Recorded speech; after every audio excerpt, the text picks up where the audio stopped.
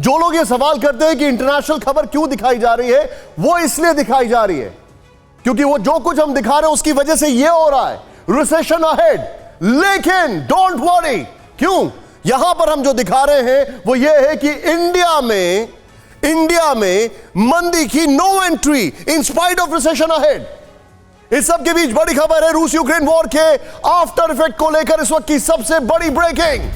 मार्च के बाद पहली बार गैस की कीमत $2000 पर 1000 क्यूबिक मीटर से ऊपर। रूस एनर्जी कंपनी गैसप्रॉम के बयान के बाद यूरोप में गैस की कीमत 12% बढ़ी। गैसप्रॉम ने पोर्टोवाया कंप्रेशर स्टेशन पर गैस टरबाइन इंजन बंद करने की बात कही थी।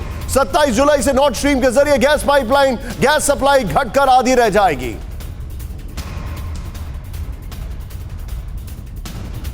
लेकिन इस सब के बीच में मैं आपको एक बार फिर से बताने जा रहा हूं, आइए जरा यहां पर। रिसेशन अहेड है, लेकिन इंडिया में मंदी की नो एंट्री, क्योंकि पहले कोरोना महामारी, अब रूस यूक्रेन वॉर ने पूरी दुनिया को एक ऐसे आर्थिक संकट में फंसा दिया है जिससे निकलना काफी मुश्किल हो गया है। लग रहा है कि लगभग असंभव है। दुनिया भर में अर्थव्यवस्था की कम रफ्तार की वजह से कई देशों में मंदी छाने के आसार दिख रहे हैं। दुनिया के टॉप 5 अर्थव्यवस्थाओं के मंदी में फंसने का अनुमान है। आर्थिक विकास दर, आईएमएफ का नया डेटा, ध्यान से देखिएगा आप। भारत में मंदी की जो संभावना है वो 0 है। यह हम आपको दिखा रहे हैं। क्यों? 7.4%, चीन 3.3%, अमेरिका 2.3%, ब्रिटेन 3.2%, जापान 1.7%, जर्मनी 1.2%। लेकिन इंपॉर्टेंट फैक्टर क्या है यहां पर? भारत की डिपेंडेंसी रशिया के ऊपर ज्यादा नहीं है, और अगर होती भी तो हमारे उनके जो रिलेशंस हैं वो एकदम अलग हैं, दुनिया को एक्सेप्टेबल हैं। ये परेशान है क्योंकि ये पूरी तरह निर्भर है। ये ज्यादा परेशान है क्योंकि कोरोना ने इनका हाल खराब किया है।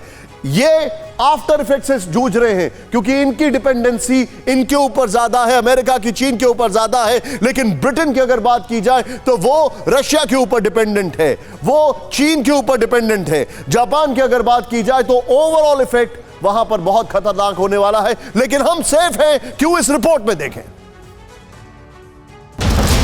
आर्थिक मंदी मचाएगी तबाही, बड़े बड़े सुरमा होंगे धराशायी। अमेरिका से चीन, जापान से पाकिस्तान, आर्थिक मंदी करेगी सबको परेशान। भारत के लिए बहुत अच्छी खबर, मंदी की नो एंट्री, 0 असर। जिस वक्त दुनिया की नंबर 1 और नंबर 2 आर्थिक महाशक्ति अमेरिका और चीन मंदी की आहट से परेशान है, यूरोप से एशिया तक के देशों की इकोनॉमी के गर्त में जाने के सिग्नल मिल रहे हैं। ऐसे वक्त में भारत के लिए राहत की खबर आई है।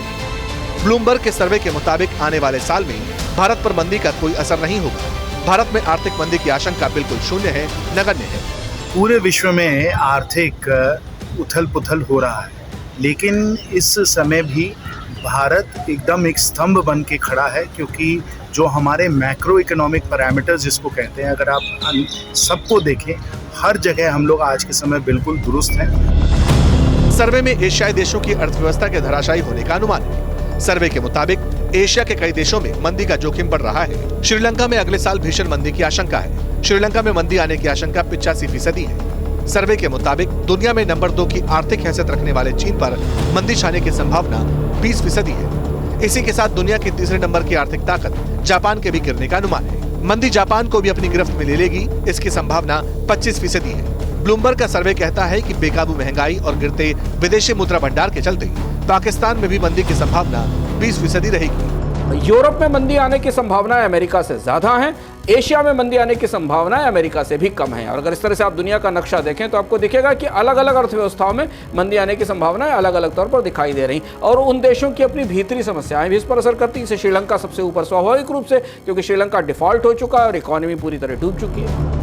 रिपोर्ट के मुताबिक यूरोप के कई देशों और अमेरिकी अर्थव्यवस्था के मंदी की गिरफ्त में फंसने के पूरे आसार दिख रहे हैं।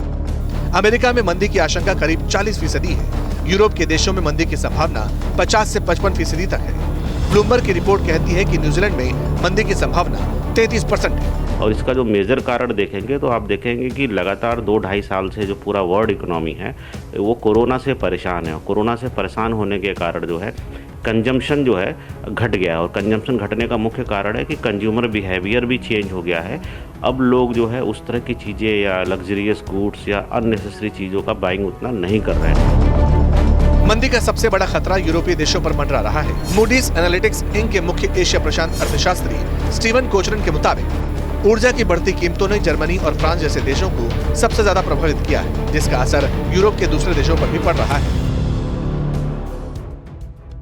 श्रीलंका का हाल पूरी दुनिया ने देखा। भारी कर्ज और रिकॉर्ड तोड़ महंगाई ने श्रीलंका को दिवालिया कर दिया है। यही हाल पाकिस्तान का भी है। पाकिस्तान पर भी भारी कर्ज है। विदेशी मुद्रा भंडार खत्म होने को है। श्रीलंका और पाकिस्तान दोनों की आईएमएफ मदद नहीं कर रहा है। श्रीलंका और पाकिस्तान दोनों चीन के ऊपर डिपेंडेंट है। श्रीलंका और पाकिस्तान दोनों की प्रायोरिटीज पूरी तरह गलत हैं। लेकिन श्रीलंका में फ्रीबीज बटे, पाकिस्तान में आतंकियों को पैसे बटे। इस वक्त अमेरिका से लेकर यूरोप तक महंगाई अपने हाईएस्ट लेवल पर पहुंच गई है। ऐसे हालात में अर्थव्यवस्था पर बुरा असर पड़ रहा है। मंदी को लेकर ब्लूमबर्ग के सर्वे की 6 बड़ी बातें क्या है, सीधे बिग बॉल पर देखते हैं। चेंज यहां पर बड़ा इंपॉर्टेंट है। नंबर 1 फैक्टर, भारत में मंदी की आशंका 0 है। That's a good news. Number 2 factor क्या है, यहां पर दिखाइए। यूरोप देशों में मंदी के आसार 50 से 55% है। मंदी के आसार, क्योंकि यूरोप पहले कोरोना से पिटा, फिर उसके बाद जिस तरीके से यूक्रेन के युद्ध में वो इन्वॉल्व हुआ है, पूरी तरह बर्बाद हो रहा है। अमेरिका में मंदी के आसार ऑलरेडी दिख रहे हैं। 40% इन्फ्लेशन बहुत हाई है। बाइडेन की रेटिंग डाउन है। इन्फ्लेशन बढ़ता है, बाइडेन की रेटिंग गिरती है। यहां पर एशियाई देशों में मंदी का खतरा 20 से 25% है, थैंक्स टू पाकिस्तान और श्रीलंका। ये 20% भी शायद नहीं होता। श्रीलंका पर संकट सबसे ज्यादा है, 85%।